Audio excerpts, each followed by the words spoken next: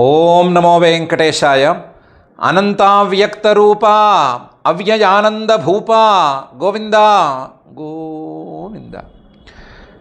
ఓ స్వామి, నీవు కోరిన వారి కోరిన కోర్కెలన్నీ తీర్చగలిగినటువంటి సమర్థుడివి. నేనా ఏ కోరిక పడితే ఆ కోరిక కోరగలిగినటువంటి వాడిని. అయినా ఇప్పుడు నా కళ్ళు తెరుచుకున్నాయి. హిరణ్యకశిపువులాగా ఏ కోరిక పడితే ఆ కోరిక కోరితే తర్వాత పరిణామాలు తీవ్రంగా ఉండొచ్చు అనేటువంటి అభిప్రాయం నాకుంది. అందువల్ల ఇలా ఆ కోరిక ఈ కోరిక అని నేను కోరుకోను. కేవలం కోరికలన్నిటికీ అవతల ఉండేటువంటి నీ స్వరూపాన్ని మాత్రమే కోరుకుంటాను అని అఖిలాండకోటి బ్రహ్మాండ నాయకుడు దేవదేవుడు శ్రీ వెంకటేశ్వర స్వామి వారిని సర్వార్థదానైకపతిస్త్వమవ్యయః సర్వార్థిజాతైకపరోహమప్యథ సర్వార్థనిఘ్నంతు వరం న చార్థయే సర్వార్థసంఘాతపరం సమాశ్రయే అనే శ్లోకంతో ప్రార్థించుకుంటూ శ్రీశుకుల వారు ఉపదేశం చేసిన శ్రీమద్భాగవతం యొక్క అధ్యయన కార్యక్రమాన్ని మనం ప్రారంభించుకుందాము. ప్రారంభంలో చదువుకోవలసినటువంటి ప్రార్థనా శ్లోకాలన్నింటినీ చదువుకుని మంగళాచరణం చేసుకుందాము. శ్రీ గురు ప్రార్థన. గురుబ్రహ్మా గురుర్విష్ణు గురుర్దేవో మహేశ్వరః గురుః సాక్షాత్ పరం బ్రహ్మ తస్మై శ్రీ గురవే నమః. శ్రీనివాస ప్రార్థనా. పద్మోద్భవాదివంద్యాయ పద్మజన్యా ప్రియాయ చ పద్మనాభాయ దేవాయ శ్రీనివాసాయ తే నమః. అథ సంకల్పః అస్మాకం ఉపాత్త సమస్త దురిత క్షయ ద్వారా బుద్ధిశుద్ధ్యర్థం విద్యాభివృద్ధ్యర్థం భక్తిజ్ఞానవైరాగ్యాది తదనుకూల సర్వసంపత్సమృద్ధ్యర్థం శ్రీపరమేశ్వర ప్రీత్యర్థం శ్రీమద్భాగవత పాఠం కరిష్యామహే. అస్య శ్రీమద్భాగవత స్తోత్ర మహామంత్రస్య నారద ఋషిః బృహతి ఛందః శ్రీకృష్ణః పరమాత్మా దేవతా బ్రహ్మ బీజం భక్తిశక్తిః జ్ఞానవైరాగ్యే కీలకం అస్మాకం శ్రీమద్భగవత్ప్రసాదసిద్ధ్యర్థే పాఠే వినియోగః. ధ్యానం నారాయణస్య గుణగానవిధోపయుక్తం వ్యాసప్రసూతశుకగుంఫితవర్ణయుక్తం రాగాపహానమపి భావరసేన సిక్తం గీతం సమాలపత భాగవతం ప్రయుక్తం. శ్రీ గురుభ్యో నమః. హిరణ్యకశిపుడు బ్రహ్మగారిని కోరికలను కోరాడు. ఆ కోరికలన్నిటినీ విన్న బ్రహ్మగారు ఏ రకంగా రియాక్ట్ అయ్యారు అనే విషయాన్ని 4వ అధ్యాయంలో నారద మహర్షి గారు చెప్తున్నారు. నారద ఉవాచ ఏవం వృతశతధృతిః హిరణ్యకశిపోరథ ప్రాదాత్ తత్తపసా ప్రీతః వరాంస్తస్య సుదుర్లభాన్ అని. ఏవం వృతశతధృతిః, బ్రహ్మగారంతటి వాణ్ణి ఈ హిరణ్యకశిపువు ఇలాంటి వరాలు అడిగాడు. నాకు నీ సృష్టిలో ఉండే ఏ వస్తువుతోనూ మరణం రాకూడదు, నాకు యుద్ధంలో ఎదురు నిలిచేవాడు ఉండకూడదు, నేనే అందరికీ రాజునవ్వాలి, అలాగే మహామహా తపస్సులు మహామహాయోగ సాధనలు చేసుకున్న వారికి వచ్చే ఫలితాలన్నీ నాకు రావాలి, లోకపాలకులకి చివరికి నీకు ఉండేటువంటి సామర్థ్యం కూడా నాకు ఉండాలి అనే వరాలను అడిగాడు కదా. ఆ వరాలన్నిటినీ విన్నటువంటి శతధృతి బ్రహ్మగారు హిరణ్యకశిపోహో, హిరణ్యకశిపువు కోరినటువంటి ఈ వరాలను విని అథ విన్న తర్వాత ప్రాదాత్, ఆ వరాలన్నీ ఇవ్వటానికే నిర్ణయించుకున్నాడు. ఎందుకంటే తప్పసా ప్రీత. బ్రహ్మగారు హిరణ్యకశిపువు చేసుకున్నటువంటి తపస్సుకి ఫలితాన్ని ఇవ్వటానికి వచ్చాడు. తప్పసా ప్రీత, ఆ తపస్సుతో సంతోషపడవలసిందే, సంతోషానికి ఫలితాన్ని ఇవ్వవలసిందే. వరాంస్తస్య సుదుర్లభాన్, కోరిన కోరికలన్నీ ఎంత కష్టమైనా సరే తీర్చాల్సిందే అని ప్రాథమికంగా నిర్ణయించుకున్నాడు. నిర్ణయించుకుని బ్రహ్మోవాచ ఇలా అన్నాడు. తాతే మే దుర్లభా పుంసాం యాన్ వృణీషే వరాన్ మమ తథాపి వితరామ్యంగా వరాన్ యదపి దుర్లభాన్ అని ప్రారంభించి అన్నాడు. తాత నాయనా, ఇమే దుర్లభా పుంసాం, నువ్వు అడిగిన వరాలు నిజానికి తొందరగా దొరికేవి కావు, దుర్లభమైనటువంటి వరాలు. పుంసాం, ఎంతటి వాళ్ళకైనా సరే ఇవేమీ సులభంగా దొరికేవి కావు, దుర్లభ. యాన్ వృణీషే వరాన్ మమ, నువ్వు నన్ను అడుగుతున్నావు కానీ నేను అది నీకు ఇవ్వాలనే నిర్ణయించుకున్నాను. తథాపి వితరామ్యంగా, మానవులకి లేదా నీలాంటి మరణమే ధర్మంగా కలిగిన వాళ్ళకి ఇలాంటి వరాలు ఇవ్వకూడదు, దొరకవు కూడాను, కానీ నేను ఇద్దామనే నిర్ణయించుకున్నాను. అంగా నువ్వు నాకు ప్రియుడివే, నువ్వేమి నాకు ద్వేష్యుడివి కావు, ఎందుకంటే నా సృష్టిలో భాగమైన వాడివే, తపస్సుతో నన్ను సంతోషపెట్టిన వాడివే, కాబట్టి నేనేమి నీ మీద ద్వేషం పెంచుకోలేదు. అంగా వరాన్ యదపి దుర్లభాన్, చాలా దుర్లభమైన వరాలే అయినా సరే నీకు ఇద్దామనే నేను నిర్ణయించుకున్నాను, ఇచ్చేస్తాను. తతో జగామ భగవాన్ అమోఘానుగ్రహో విభు పూజితో అసురవర్యేణ స్తూయమాన ప్రజేశ్వరై. ఈ రకంగా హిరణ్యకశిపువుతో అని నీకు వరాలన్నీ ఇచ్చేస్తున్నాను, నువ్వు అడిగినవి అడిగినట్లుగా అవుగాక అని చెప్పి అక్కడి నుంచి వెళ్ళిపోయాడు. వరాలన్నీ ఇస్తున్నానన్నాడు, అన్ని వరాలు ఇవ్వగలడా అని చిన్న సందేహం ఉంది. అని అడిగిన వరాల్లో నీతో సమానంగా నేను సృష్టి చేయాలి అని అన్నాడు. చేసింది ఆవగింజంత తపస్సు, బ్రహ్మగారితో సమానమైన సామర్థ్యం అడిగాడు. కాబట్టి దాన్ని ఇవ్వగలిగాడా, ఇచ్చాడా లేదా తెలీదు. మొత్తం మీద ఒప్పుకున్నాడు, నీకు నాకున్న సామర్థ్యాల్లో కొంతమేరకైనా సామర్థ్యం నీకు దక్కుగాక అన్నట్లుగా ఇచ్చాడు. అలాగే నేను చేయని తపస్సులకి, నేను చేయని యోగ సాధనలకి కూడా ఫలితాన్ని నాకు ఇవ్వమని అడిగాడు కదా, అందులో కూడా ఎంత మేరకు ఇవ్వగలడో అంత మేరకే ఇచ్చినట్లే ఉన్నాడు. దాటి ఇవ్వగలిగిన సామర్థ్యం బ్రహ్మగారికి కూడా ఉండదు, ఎందుకంటే ఇదంతా కార్యకారణ భావం మీద ఆధారపడి ఉన్నటువంటి వ్యవస్థ.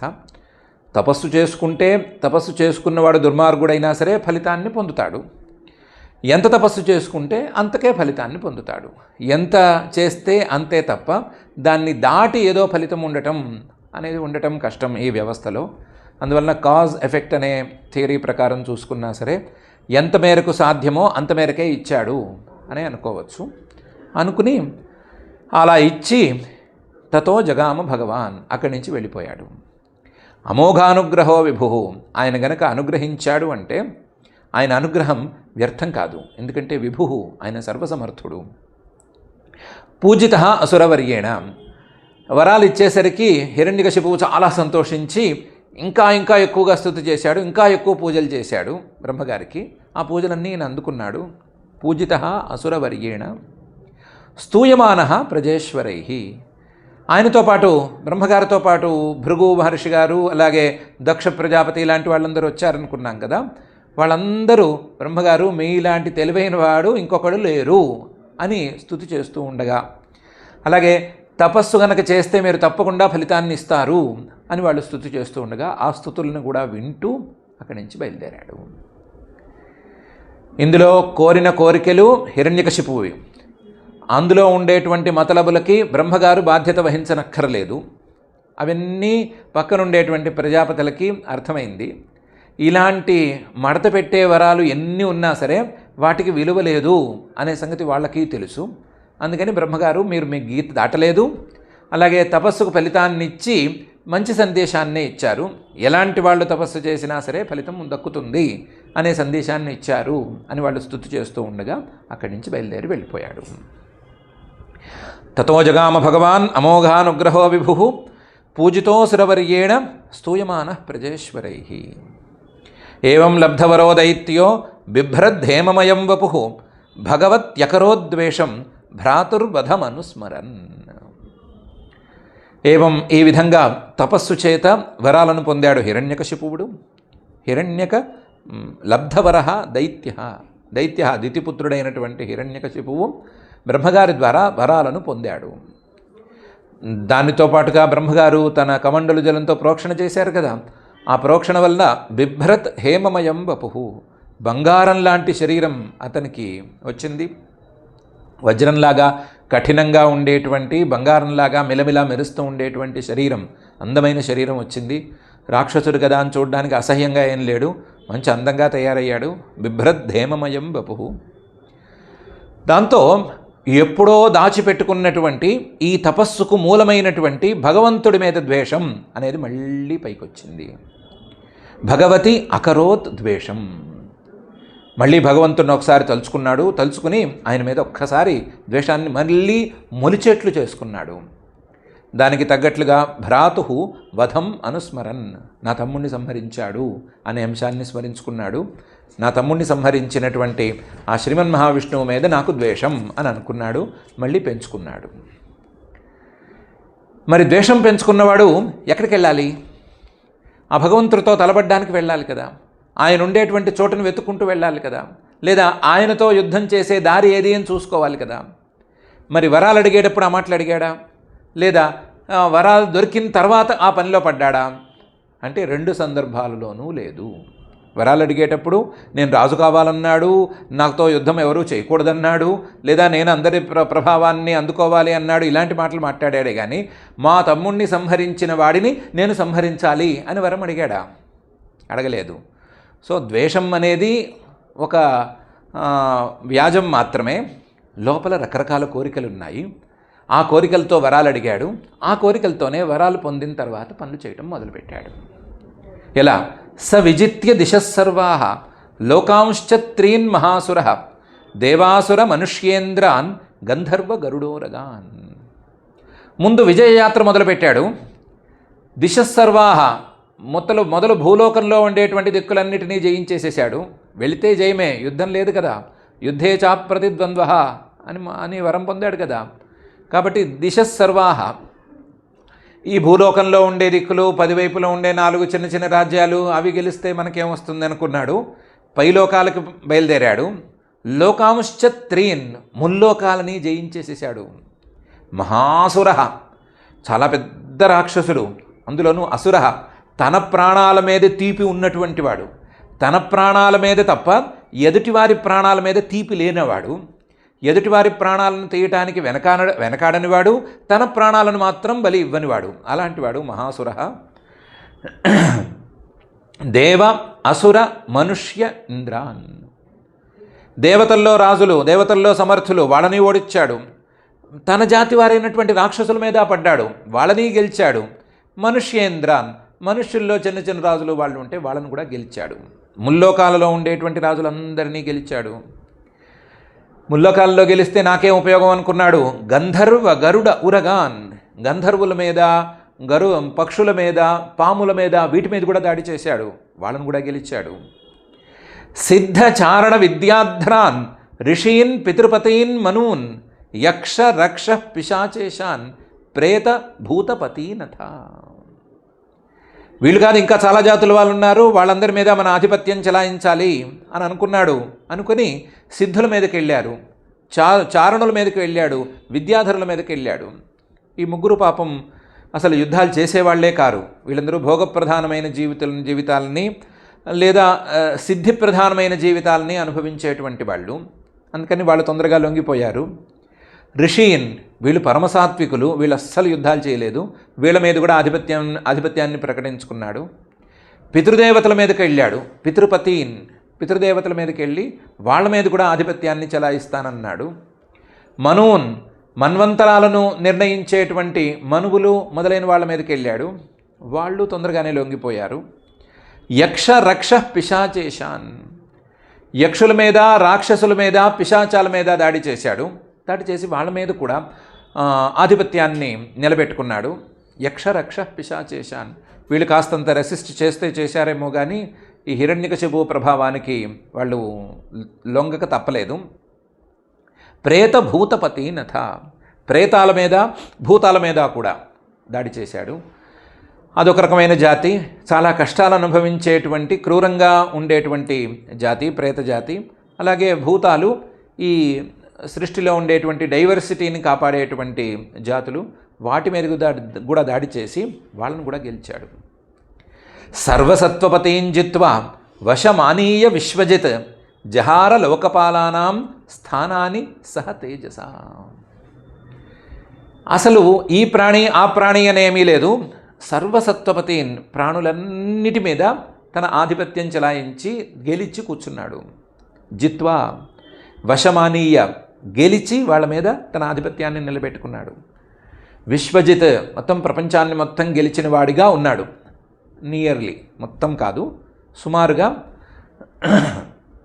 ప్రపంచమంతా గెలిచిన వాళ్ళలాగా ఉన్నాడు. ఈ గెలుపులో భాగంగా లోకపాలకుల మీద దాడి చేశాడు. లోకపాలకుల మీద దాడి చేసి జహార లోకపాలానాం స్థానాన్ని, లోకపాలకుల యొక్క స్థానాలని కొల్లగొట్టేసేసాడు. వాళ్ళ పదవులని లాక్కుని నేనే నీ పని చేస్తాను పో అని పక్కకి తోసేశాడు. సహ తేజస, వాళ్ళకు ఉండేటువంటి తేజస్సును కూడా పక్కకి తోసేశాడు. తన తేజస్సుతోనే ఆ పని చేసేటట్లుగా ఏర్పాటు చేశాడు అని 7వ శ్లోకంలో నారద మహర్షి గారు చెప్తున్నారు. దాంతో అతను ఎక్కడ కాపురం పెట్టాలి అని ఆలోచించి అక్కడ ఇక్కడ వద్దు, స్వర్గంలో కాపురం పెడదాము అని అనుకుని స్వర్గంలో కాపురం పెట్టాడు అని 3 భాగాలుండేటువంటి 8వ శ్లోకంలో నారద మహర్షి గారు చెప్తున్నారు. దేవోద్యానశ్రియాజుష్టం అధ్యాస్తే స్మ త్రివిష్టపం మహేంద్ర భవనం సాక్షాత్ నిర్మితం విశ్వకర్మణ త్రైలోక్య లక్ష్మ్యాయతనం అధ్యువాస అఖిలర్ధిమత్ అనేటువంటి 3 అర్థాలు, అంటే 6 పాదాలు ఉండేటువంటి శ్లోకంలో స్వర్గానికి వెళదాము, స్వర్గంలో పెడదాము, అసలు క్యాపిటల్ని అమరావతిని చేసుకుందాము అని అనుకుని దేవోద్యాన శ్రియాజుష్టం, దేవోద్యానం దేవతల యొక్క ఉద్యానవనం, ఒక్కొక్క దేవుడికి ఒక్కొక్క ఉద్యానవనం, అందులో నందనం అని ఇంద్రుడి యొక్క ఉద్యానవనం, అన్నీ చాలా అందంగా ఉంటాయని పేరు. అలాంటి ఉద్యానవనాలతో చాలా రమ్యంగా ఉండేటువంటి త్రివిష్టపం స్వర్గాన్ని ఆక్రమించుకుని కూర్చున్నాడు. అధ్యాస్తే అక్కడ కూర్చున్నాడు. తన స్వస్థానం నుంచి వెళ్ళిపోయి అందంగా ఉంది అని స్వర్గంలో కూర్చున్నాడు. మహేంద్ర భవనం సాక్షాత్, అక్కడ కూడా ఏదో వేరే ప్యాలెస్ కట్టుకుందామని అనుకోలేదు. ఇంద్రుడిని తరిమేసి పక్కకి తానే వెళ్ళి ఇంద్రుడి భవనంలో నివాసం మొదలుపెట్టాడు. మహేంద్ర భవనం సాక్షాత్ నిర్మితం విశ్వకర్మణ. ఆ మహేంద్రుడి యొక్క భవనం విశ్వకర్మ గారు నిర్మించినటువంటి భవనం. విశ్వకర్మ అని దేవతలకు శిల్పి, ఆయన నిర్మించినటువంటి భవనం. ఆ భవనంలో బిచాణ పెట్టాడు.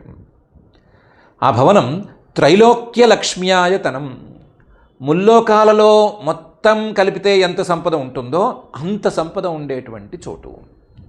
త్రైలోక్య లక్ష్మ్యాయతనం. అలాగే అఖిల రుద్ధిమత్, అన్ని రకాల సమృద్ధులు, అన్ని రకాల విశేషాలు ఉండేటువంటిది ఆ భవనం. అలాంటి భవనంలో నివాసం ఉండటం ప్రారంభించాడు. అధ్యువాస, దాంట్లోనే నివాసం ఉంటున్నాడు. ఇంద్రుణ్ణి పక్కకు కూడా తోసేశాడు. దేవోద్యానశ్రియాజుష్టం అధ్యాస్తే స్మ త్రివిష్టపం మహేంద్ర భవనం సాక్షాత్ నిర్మితం విశ్వకర్మణ త్రైలోక్య లక్ష్మ్యాయతనం అధ్యువాస అఖిలర్ధిమత్ అనే శ్లోకంలో నారద మహర్షి గారు చెప్పి ఆ స్వర్గంలో కానీ ఇంద్రుడి యొక్క నివాసంలో కానీ ఏమేమి సమృద్ధులు ఉన్నాయి అనే విషయాన్ని చూచాయిగా 2-3 శ్లోకాల్లో చెప్పాలి అని పై శ్లోకాలను మొదలు పెడుతున్నారు. యత్ర విద్రుమసోపానాః మహామారకతా భువః యత్ర స్ఫటిక కుడ్యాని వైదూర్య స్తంభ పంక్తయః అని. ఆ మహేంద్రుడి యొక్క భవనంలో మెట్లు అనే చోట విద్రుమం అనేటువంటి రత్నాలను వాడారు. యత్ర విద్రుమ సోపానాః, ఎర్రగా ఉండేటువంటి గ్రానైట్ మనం వేసుకుంటాం కదా, అక్కడ గ్రానైట్ వేయటం కాకుండా ఇంకా ఎర్రగా ఉండేటువంటి విద్రుమం పగడాల సోపానాలను వాడారు. యత్ర విద్రుమ సోపానాః మహామారకతాః భువః, మరకతంతో చేసినటువంటి ఫ్లోరింగ్స్ మొత్తం అక్కడంతా ఉన్నాయి. మహామారకతా భువః, అందులోనూ మనకు దొరికే చిన్న చిన్న మరకతాలు కావు, లేదా తక్కువ స్థాయి మరకతాలు కావు, హై క్వాలిటీ మరకతాలు, అవే అక్కడ సోపానాలుగా ఉన్నాయి. అవే అక్కడ ఫ్లోరింగ్ల కింద ఉన్నాయి. ఎత్ర స్ఫటిక కుడ్యాని, స్ఫటికాలని బాగా పాలిష్ చేసి గోడల కింద కట్టేశారు. అలాంటి చోటది. వైదూర్య స్తంభ పంక్తయః, అక్కడక్కడ ఉండేటువంటి స్తంభాలు వైదూర్యాలతో చేసినటువంటి స్తంభాలు. అలాంటి స్తంభాలు వరుసల కింద ఉన్నాయి. అలాంటి చోటిది. యత్ర చిత్రవితానాని పద్మరాగాసనాన్ని చ పయఃఫేన నిభాశయ్యా ముక్తాదామ పరిచ్ఛదా. యత్ర ఆ స్వర్గంలోనూ అలాగే ఇంద్రుడి యొక్క భవనంలోనూ చిత్రవితానాన్ని, పైకప్పులు చాలా చిత్రంగా ఉన్నాయి. ఒకే రకంగా ఒకే స్లాబ్ మూసగా వేయలేదు, రకరకాల ఆకారాల్లో పైకప్పులు వచ్చేటట్లు చూశారు. చిత్రవితానాన్ని. అక్కడ ఉండేటువంటి ఆసనాలన్నిటినీ పద్మరాగమణులతో చేశారు. పద్మరాగ ఆసనాన్నిచ్చ. పయఃఫేన నిభాశయ్యా, అక్కడ ఉండేటువంటి శయ్యలన్నీ కూడా, అక్కడ ఉండేటువంటి మంచాలు లేకపోతే మంచాల మీద ఉండేటువంటి పరుపులన్నీ కూడా పయఃఫేన నిభాహ, తెల్లగా ఉండేటట్లు డిజైన్ చేశారు. ఆ తెల్లగా ఉండేటువంటి మంచాల మీద తెల్లగా ఉండేటువంటి పరుపులు, అవి కూడా పాల మీద నురగ ఉండేట్లుగా, నురగ ఎంత మెత్తగా ఉంటుందో అంత మెత్తగా ఉండేటట్లుగా డిజైన్ చేసి పెట్టారు. తెల్లగా ఉండటము, పాల మీద నురగ మెత్తగా ఉండటము అన్నట్లుగా డిజైన్ చేశారు. ముక్తాదామ పరిచ్ఛదాహ, దాన్ని చుట్టూ కూడా తెల్లని ముత్యాల మాలలతో అలంకరించారు. మంచాల చుట్టూ కూడా ముత్యాల పందిరిలాగా వేసి ముత్యాల మాలలు దిగేటట్లుగా ఏర్పాటు చేశారు. కళ్ళకి తెలుపు తప్ప ఏమీ కనిపించనట్లుగా అందంగా డిజైన్ చేశారు. కూజద్భిః నూపురైర్దేవ్యః శబ్దయంత్య ఇతస్తతః రత్నస్థలీషు పశ్యంతి సుదతి సుందరం ముఖం. అక్కడక్కడ ఈ మరకతంతో చేసిన ఫ్లోరింగ్స్ కాక అక్కడక్కడ రత్న స్థలాలను ఏర్పాటు చేశారు. చిన్న చిన్న అరుగుల్లాంటివి అవన్నీ కూడా ఏర్పాటు చేశారు. అవన్నీ ఎంత పాలిష్డ్గా ఉన్నాయంటే, ఎంత షైనింగ్గా ఉన్నాయంటే, కూజద్భిః నూపురైః దేవ్యః, అక్కడ ఉండేటువంటి దేవతా స్త్రీలు దేవ్యః కూజద్భిః నూపురైః, కాలు పెడుతూ ఉంటే, అడుగులు వేస్తూ ఉంటే వాళ్ళ అందెలు అందంగా శబ్దం చేస్తున్నాయి. అసలు అందంగా శబ్దం చేస్తున్నాయి అనే మాట కాదు, ఏదో కూజద్భి పక్షుల్లాగా కూస్తున్నాయి. అంత అందమైన అందెలతో వాళ్ళు నడుస్తున్నారు. శబ్దయంత్య, శబ్దాలు చేస్తూనే ఇతస్తత, ఇటు అటు నడుస్తున్నారు. అలాంటి నడుస్తున్నటువంటి ఆ దేవతలు రత్నస్థలీషు పశ్యంతి, ఆ రత్నాల అరుగులున్నాయి, ఆ రత్నాల స్థానాలు ఉన్నాయి కదా, వాటిల్లోనే తమ ముఖాలను చూసుకుంటున్నారు. ఆడవాళ్ళు, అందంగా ఉండేటువంటి ఆడవాళ్ళు, మేకప్ చేసుకున్న ఆడవాళ్ళు అప్పుడప్పుడు మేకప్ చెదిరిపోయిందా కారిపోయిందా అని చూసుకోవాలి కదా.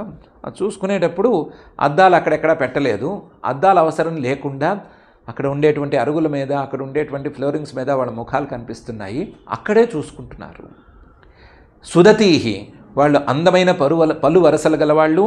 సుందరం ముఖం, అందమైన ముఖం గలవాళ్ళు. ఆ అందమైన ముఖాన్ని, మేకప్ కారిపోలేదు కదా, అందంగానే ఉంది కదా, ఏం చేసుకోక్కర్లేదు కదా అన్నట్లుగా ఒకసారి అందులోనే చూసుకుంటున్నారు. అద్దంలో చూసుకుంటున్నట్లుగా చూసుకుంటున్నారు. అంత షైనింగ్తో ఉన్నాయి అవి. తస్మిన్ మహేంద్ర భవనే మహాబలో మహామనాః నిర్జితలోక ఏకరాట్ రేమేభివంద్యాంఘ్రియుగస్సురాదిభిః ప్రతాపితైరూర్జిత చండశాసనః. తస్మిన్ మహేంద్ర భవనే, అలాంటి మహేంద్ర భవనంలో, మహేంద్రుడి యొక్క నివాసంలో,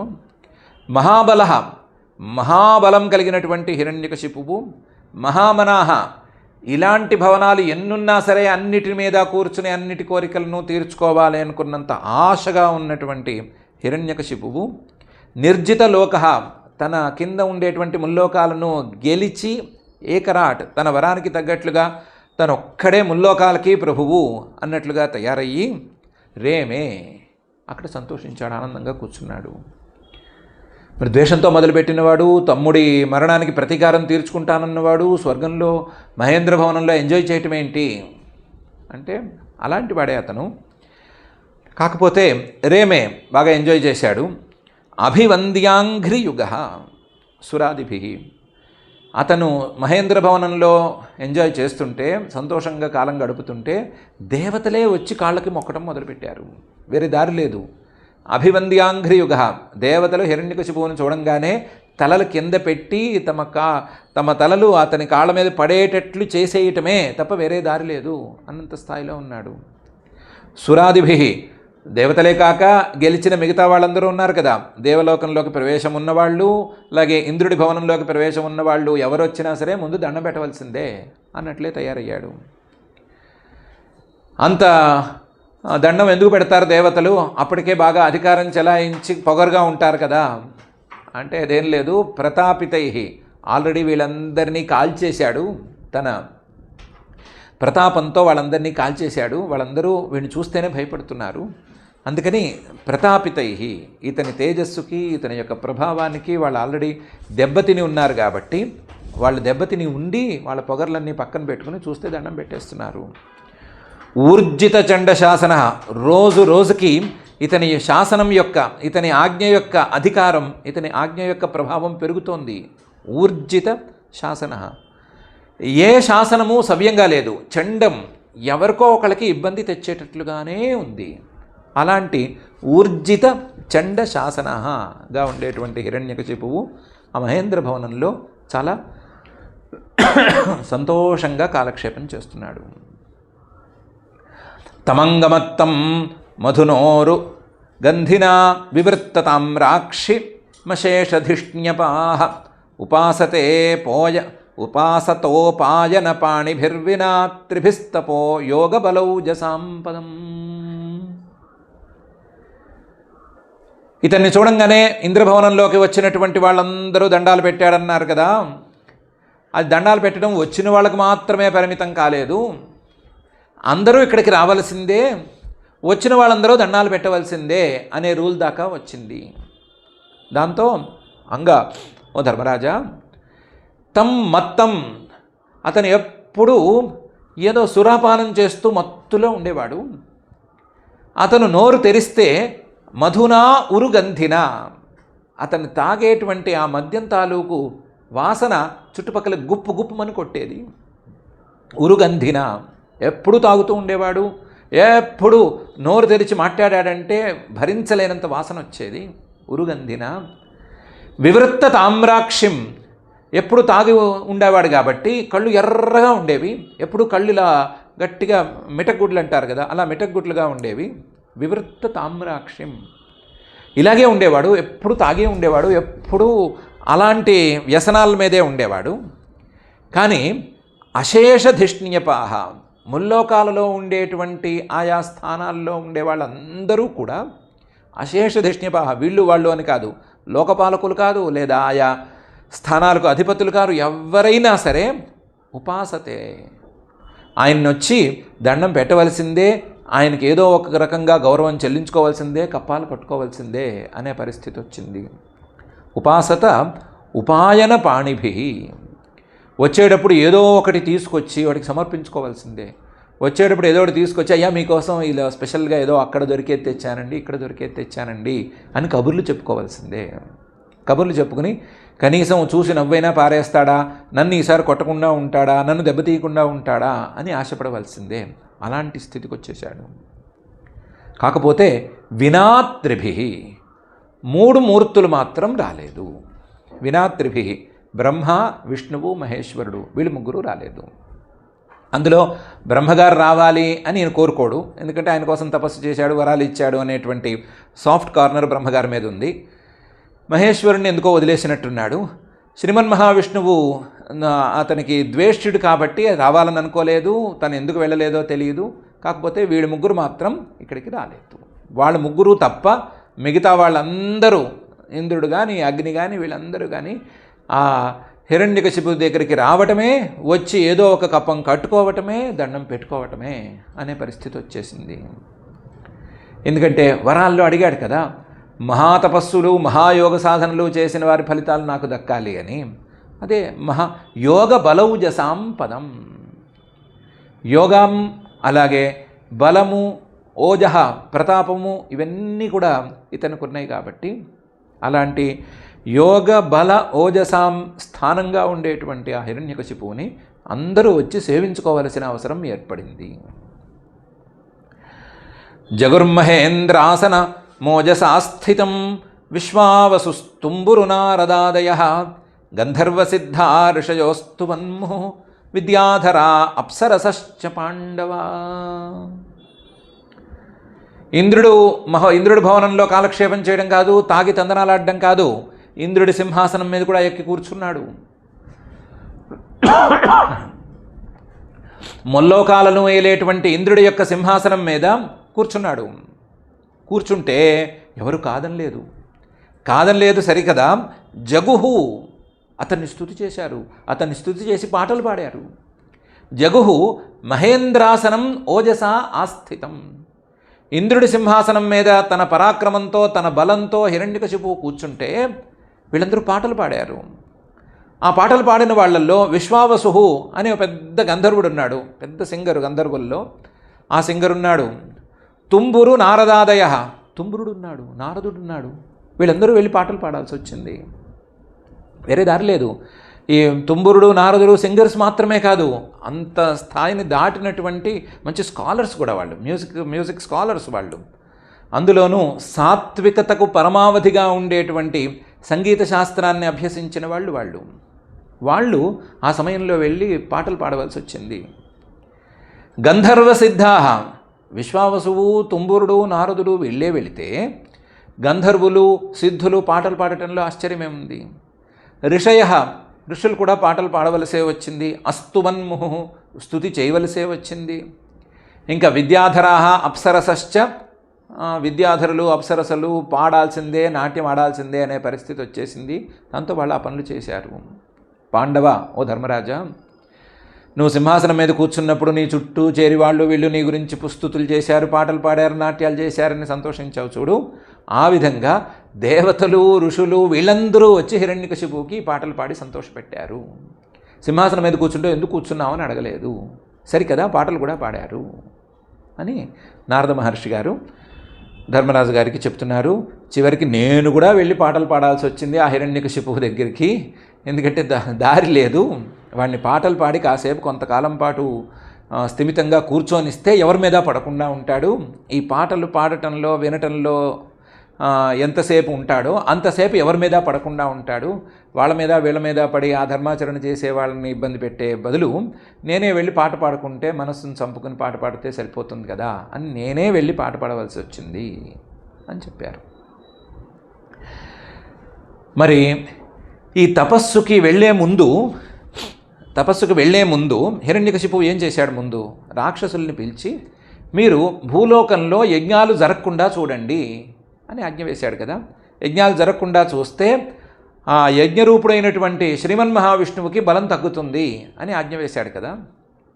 అలా ఆజ్ఞ వేసినటువంటి హిరణ్యకశిపువు ఇప్పుడు బలం తనకు వచ్చేసరికి సీన్ మార్చేసి సఏవ వర్ణాశ్రమిభిః క్రతుభిః భూరిదక్షిణైః యుజ్యమానో హవిర్భాగాన్ అగ్రహీత్ స్వేన తేజసా. ఎవరైనా వర్ణధర్మాలని, ఆశ్రమధర్మాలను పాటించి యజ్ఞాలు యాగాలు చేస్తామంటే అడ్డం పెట్టడం లేదు, మొత్తం మార్చేశాడు, రివర్స్ చేశాడు. స ఏవ వర్ణాశ్రమిభిః క్రతుభిః భూరిదక్షిణైః, పెద్ద పెద్ద యాగాలు చేసినా కాదనట్లేదు. భూరిదక్షిణైః, భూరిగా దక్షిణలిచ్చి, ఋత్విక్కులకి బాగా ఎక్కువగా దక్షిణలిచ్చి ఎవరైనా యజ్ఞాలు చేస్తుంటే వాళ్ళని ప్రోత్సహిస్తున్నాడో లేదో తెలియదు, కానీ కాదనట్లేదు. ఎందుకు కాదనట్లేదు అంటే యుజ్యమానో హవిర్భాగాన్ అగ్రహీత్, వాళ్ళు చేసేటువంటి యజ్ఞాల్లో ఉండే హవిర్భాగాలన్నిటినీ వీడు లాక్కుని తినేయడం మొదలుపెట్టాడు. దానికి కావలసినటువంటి స్వేన తేజస, కావలసిన బలం వరాలతో సంక్రమించిందాయ. లోకపాలకులకు ఉండేటువంటి సామర్థ్యాలన్నీ నాకు దఖలు పడాలి అని వరం కోరాడు కదా. అందులో లోకపాలకుల్లో ఇంద్రుడు ఉన్నాడు కదా, అగ్ని ఉన్నాడు కదా.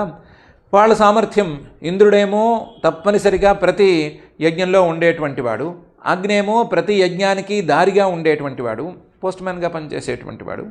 అలాగే మిగతా దేవతలందరూ వాళ్ళందరి సామర్థ్యాలను లాగేసుకున్నాడు, గుంజేసుకున్నాడు. కాబట్టి వాళ్ళ కోసం ఏమైనా యజ్ఞాలు చేస్తే ఎవరైనా ఆ యజ్ఞాల తాలూకు హవిర్భాగాలను వీడు నాకేయటం మొదలుపెట్టాడు. అందుకని యజ్ఞాలు చేస్తుంటే వర్ణధర్మాలని, ఆశ్రమధర్మాలని ప్రస్తుతానికి పాడు చేయటం లేదు. స ఏవ వర్ణాశ్రమిభిః క్రతుభిః భూరిదక్షిణైః యుజ్యమానో హవిర్భాగాన్ అగ్రహీత్ స్వేన తేజసా.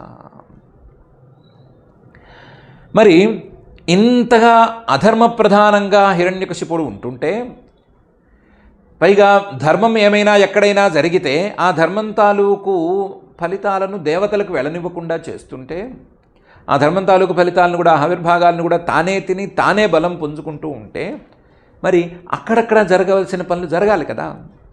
ఇంద్రుడు బలంగా ఉంటే, ఇంద్రుడిని గనక భూలోకంలో ఉండేవాళ్ళు చక్కగా యజ్ఞయాగాదులతో సంతృప్తి పరిస్తే ఆయన చక్కగా వర్షాలను కురిపిస్తాడు. అగ్నిని సంతృప్తి పరిస్తే కావలసినంత వేడిని అందిస్తాడు. ఇలాగే ఆయా దేవతలను సరిగ్గా సంతృప్తి పరిస్తే ఆయా దేవతలు ఇవ్వవలసినటువంటి సత్ఫలితాలను ఈ లోకంలో ఇస్తారు. ఇది కదా నియమం. మరి ఈ నియమాలని కాలరాచాడు కదా, అన్నిటినీ తానే తినేస్తున్నాడు కదా, ఆ దేవతలకు తృప్తి కలగటం లేదు కదా. దేవతలకు తృప్తి కలగకపోతే వాళ్ళు ఫలితాలు ఏమిస్తారు అంటే, అకృష్టపచ్యా తస్యాసీత్ సప్తద్వీపవతీ మహి తథా కామదుఘాద్యౌస్తు నానాశ్చర్యపదం నభః అని సమాధానం చెప్తున్నారు నారద మహర్షి గారు ఈ 16వ శ్లోకంలో.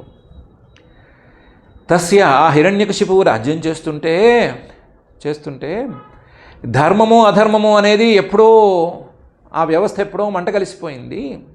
ధర్మాధర్మాలని తను తిరగరాద్దామనే కదా కూర్చున్నాడు. ధర్మాధర్మాలకు అక్కడ చోటు లేదు, ధర్మంతో పని జరగటం లేదు, భయంతో పని జరుగుతోంది. భయంతో ఎంతగా పని జరుగుతోంది అంటే, అకృష్టపచ్యా తస్యాసీత్ సప్తద్వీపవతీ మహి.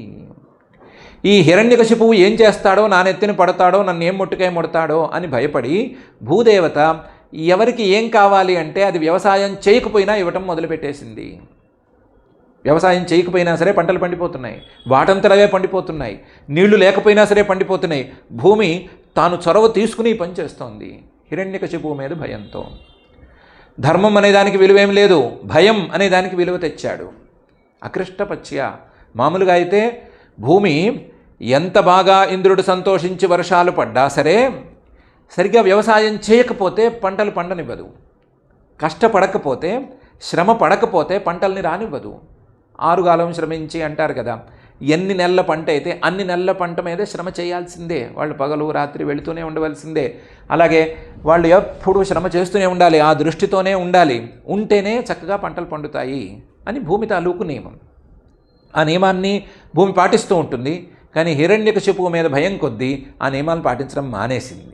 ఎవరైనా వెళ్ళి కంప్లైంట్ చేస్తే భూమిలో పంటలు పండట్లేదంటే కొడతాడేమో అని భయపడి అకృష్టపచ్యా తస్యాసీత్. ఇది కేవలం భూమికి కాదు, సప్తద్వీపవతీ మహి, మొత్తం 7 ద్వీపాలను గురించి చెప్పుకున్నాం చూడండి భూగోళ వర్ణనంలో.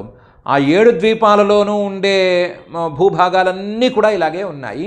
అన్నీ కూడా వ్యవసాయం చేయకుండానే పండుతున్నాయి. అలాగే ఇంద్రుణ్ణి సంతోషపెడితేనే వర్షం అనే నియమం ఎప్పుడో వెళ్ళిపోయింది, ఎప్పుడో పోయింది. తథా కామదుఘాద్యౌస్తు. ఎప్పుడు ఈ హిరణ్యకశిపువు కావాలనుకుంటే అప్పుడు అక్కడ వర్షం పడుతోంది. కామదుఘాద్యౌస్తు. ధర్మంతో పని లేదు. హిరణ్యకశిపువు భయంతో పైనుంచి వర్షాలు పడిపోతున్నాయి అంతే. ఎక్కడి నుంచి పడుతున్నాయి, ఏమవుతున్నాయి ఎవ్వరూ అడగడానికి వీల్లేదు. వర్షం పడాలి అనుకుంటే వర్షం పడాలి, పడకపోతే వాళ్ళ తాట తీస్తాడు.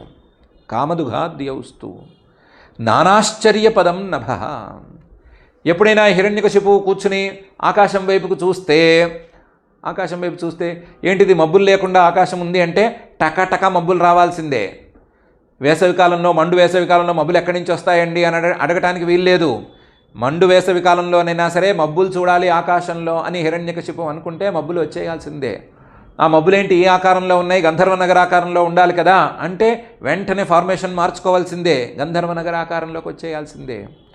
అలాంటి ఆశ్చర్యాలు ఎప్పుడూ ఆకాశంలో జరుగుతూనే ఉండేవి భయంతో, హిరణ్యకశిపువు భయంతో. నానాశ్చర్యపదం నభః. అకృష్టపచ్యా తస్యాసీత్ సప్తద్వీపవతీ మహి తథా కామదుఘాద్యౌస్తు నానాశ్చర్యపదం నభః. రత్నాకరాశ్చ రత్నౌఘాన్ తత్పత్న్యశ్చ ఊహురూర్మిభిః క్షార సీధు ఘృత క్షౌద్ర దధి క్షీరామృతోదకాః.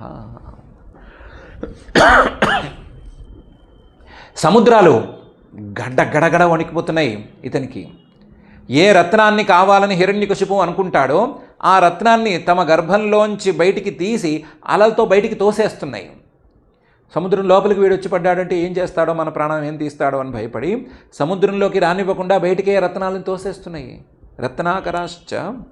సముద్రాలు రత్నాలకు ఆకరంగా నిలయంగా ఉంటాయి కాబట్టి సముద్రాలకు రత్నాకరాలు అని పేరు. అలాంటి రత్నాకరాలు సముద్రాలు రత్నౌహాన్ రత్నపు రాసుల్ని బయటికి తోసేస్తున్నాయి. అలాగే తత్పత్నియశ్చ రత్నాకరుడి యొక్క సముద్రుడి యొక్క పత్నులుగా ఉండేటువంటి నదులు కూడా తమలో ఉండేటువంటి రత్నాల్ని అలాగే సముద్రంలో ఉండేటువంటి రత్నాల్ని బయటికి తీసుకొచ్చి ఊర్మిభి అలలతో బయటికి తోసేస్తున్నాయి. బాబు నువ్వు బయట నుంచే తీసుకొనైనా మాలోకి రాకు, మమ్మల్ని ఇబ్బంది పెట్టకు అని అంటున్నాయి. మొత్తం 7 సముద్రాలు ఉన్నాయని చెప్పారు భూగోళ వర్ణనంలో. క్షార, సీధు, ఘృత, క్షౌద్ర, దధి, క్షీర, అమృతోదకాహ 7 రకాల నీళ్లు, 7 రకాల నీళ్లతో కూడినటువంటి 7 సముద్రాలు అని చెప్పారు. ఆ 7 రకాల సముద్రాలు ఇవే పనిచేస్తున్నాయి. క్షార ఉప్పునీటి సముద్రం, సీధు సురా సముద్రం, ఘృత నేతితో కూడినటువంటి సముద్రం క్షుద్ర సముద్రం, అలాగే దధి సముద్రం క్షీర అమృత ఉదకాలుగా ఉండేటువంటి సముద్రాలన్నీ ఈ పనులు చేస్తున్నాయి.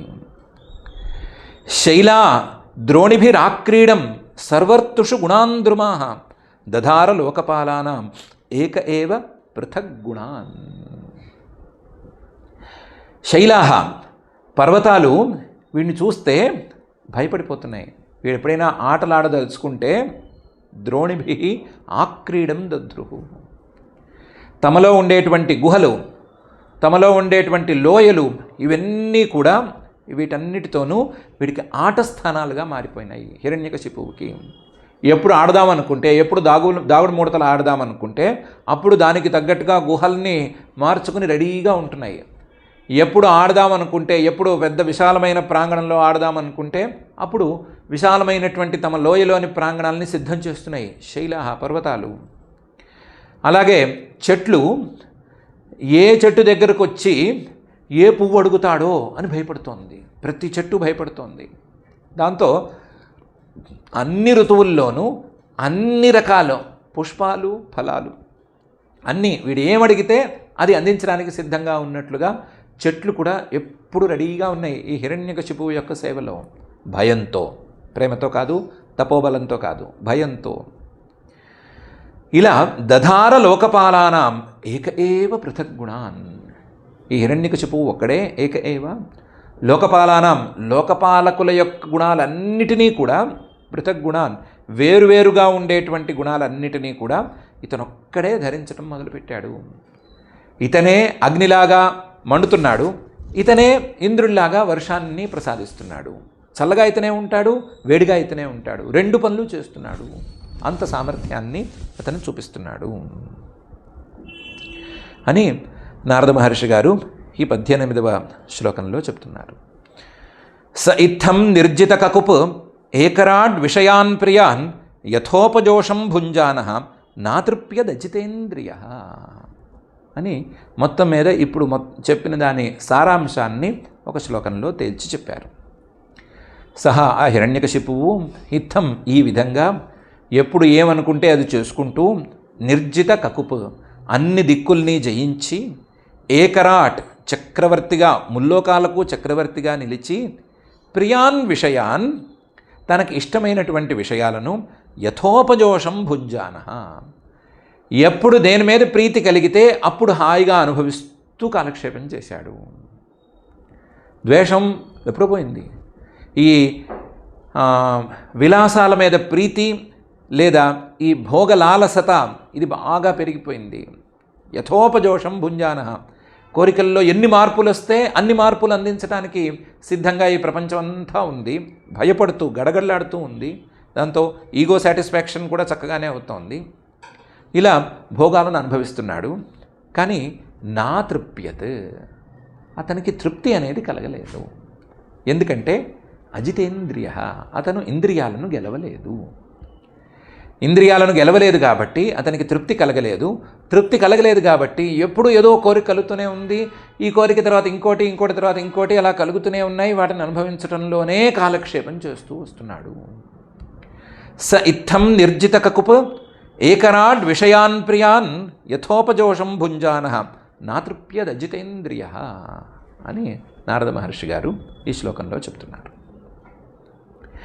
ఏవం ఐశ్వర్యమత్తస్య దృప్తస్య ఉచ్ఛాస్త్రవర్తినః కాలో మహాన్ వ్యతీయాయ బ్రహ్మశాపముపేయుష అని.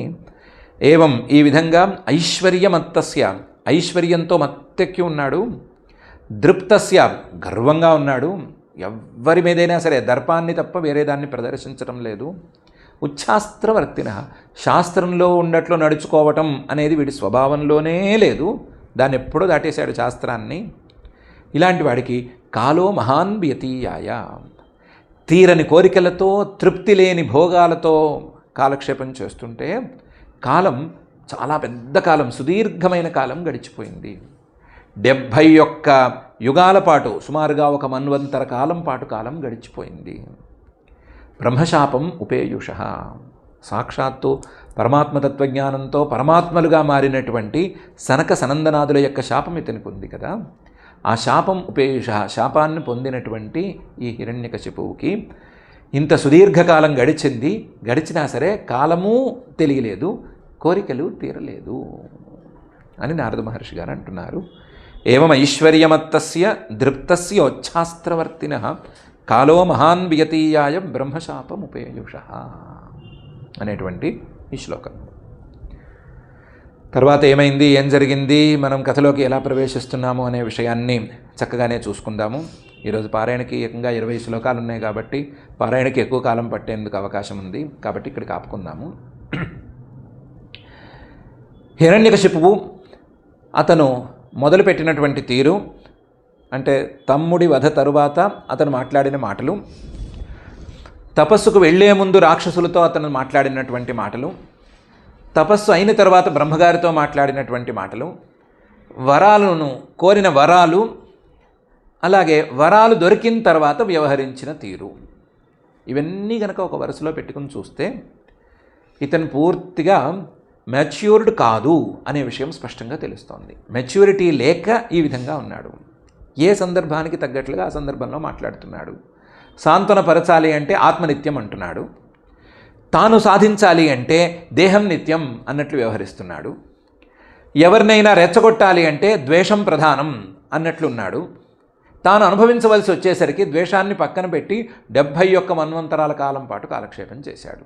ద్వేషం ప్రధానంగా ఉండి అదే తపస్సు చేసి నేను విష్ణువుని సంహరించడం తప్ప ఇంకో పని చేయను అని కూర్చోవచ్చుగా, ఎందుకు చేయలా, ఆ పని ఎందుకు చేయలా అంటే అసలు అతనికి ప్రధానమే కాదు, అది అసలు ప్రధానమే కాదు. ఎప్పుడు ఏది ప్రధానమంతో వస్తే అది చేస్తున్నాడు, మెచ్యూరిటీ లేకుండా ఉన్నాడు. కాబట్టి తర్వాత ఫలితాలను తీవ్రంగా అనుభవించవలసి వచ్చింది అనేటువంటి విషయాన్ని ఒకసారి మనం పునరాలోకం చేసుకుని ఇంకా కూడా హిరణ్యకశిపువు అనుభవించిన విశేషాలు ఏంటి, లేదా హిరణ్యకశిపువుకి ఏమేమి మార్పులు జరిగినాయి, ఇవన్నీ కూడా మనం గమనించుకుంటూ వద్దాము. మొత్తం మీద హిరణ్యకశిపువులాగా మనం ఉండకూడదు అని అనుకోవటానికి, ఆ మాట మనసులో మనం నాటుకోవటానికి, కనీసం ఆ భావన బీజాన్నైనా సరే మనసులో నాటుకోవటానికి ఈ వర్ణన మొత్తాన్ని సహాయకారిగా మనం ఉంచుకుని ఇలాంటి భావనలు లేదా ఇలాంటి కోరికలు, ఇలాంటి విచిత్రమైనటువంటి ప్రవృత్తులు మనకొద్దు. మనకు ఏక ప్రవృత్తి, ఆ ఏక ప్రవృత్తి కూడా సాత్విక ప్రవృత్తి, ఆ సాత్విక ప్రవృత్తి కూడా గుణాలను దాటి పరమాత్మతత్వాన్ని అందుకునేటువంటి ప్రవృత్తి ఉండాలి అని ఆ అఖిలాండకోటి బ్రహ్మాండ నాయకుడు దేవదేవుడు శ్రీ వెంకటేశ్వర స్వామి వారిని భక్తిగా ప్రార్థించుకుందాము. ఆ ప్రార్థనతో ఈరోజుకు పారాయణ కార్యక్రమాన్ని ప్రారంభించుకుందాం. అథ శ్రీమద్భాగవతే పారమహంస్యాం సంహితాయాం సప్తమస్కంధే చతుర్థాధ్యాయే శ్లోకాః. నారద ఉవాచ ఏవం వృతః శతధృతిః హిరణ్యకశిపో రథः ప్రాదాత్తపసా ప్రీతః వరాంస్తస్య సుదుర్లభాన్. బ్రహ్మోవాచ తాతే మే దుర్లభాః పుంసాం యాన్ వృణీషే వరాన్ మమ తథాపి వితరామ్యంగ వరాన్ యదపి దుర్లభాన్. తతో జగామ భగవాన్ అమోఘానుగ్రహో విభుః పూజితోऽసురవర్యేణ స్తూయమానః ప్రజేశ్వరైః ఏవం లబ్ధవరో దైత్యో బిభ్రద్ధేమమయం వపుః భగవత్యకరోద్వేషం భ్రాతుర్వధమనుస్మరన్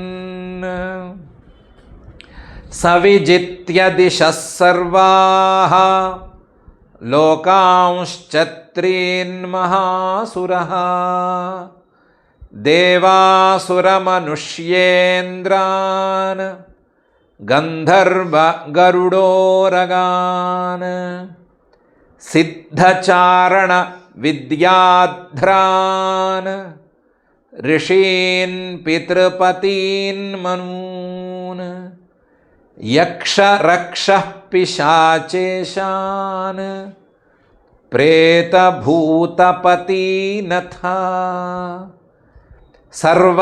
సర్వసత్వపతీన్ జిత్వా వశమానీయ విశ్వజిత్ జహారలోకపాలానాం స్థానాని సహ తేజసా దేవోద్యానశ్రియా అధ్యాస్తే స్మత్రివిష్టపం మహేంద్రభవనం సాక్షాత్ నిర్మితం విశ్వకర్మణా త్రైలోక్యలక్ష్మ్యాయతనం అధ్యువాసాఖిలర్ధిమత్ యత్ర విద్రుమసోపానాః మహామారకతా భువః యత్ర స్ఫటికకుడ్యాని వైదూర్యస్తంభపంక్తయః